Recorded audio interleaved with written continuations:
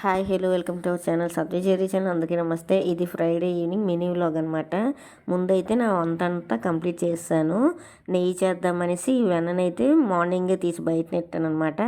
ఆ వెన్న అయితే తీసి నెయ్యి కింద అయితే తయారు చేస్తాను. తర్వాత ఇంకా ఇడ్లీ కోసం అయితే మినపప్పుని నానబెట్టాను. ఇదైతే ఆఫ్టర్నూనే నానబెట్టాను.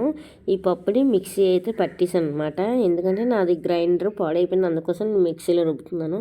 మిక్సీలో రుబ్బు అంత బాగోదు కదా. అలాగే నాకైతే జీలకర్ర పొడి ధనియాల పొడి కూడా ఇంట్లో అయిపోయింది. అవి జీలకర్ర ధనియాలను అయితే బాగా గోల్డ్ కలర్ వచ్చినంత వరకు వేపేసి చల్లారనిచ్చాక అవి కూడా మిక్సీ పట్టేసాను. దాని తర్వాత అయితే స్టవ్ మొత్తం కడిగేసాను. స్టవ్ కడిగేసిన తర్వాత అయితే మొత్తం గిన్నెలన్నీ తోసాను.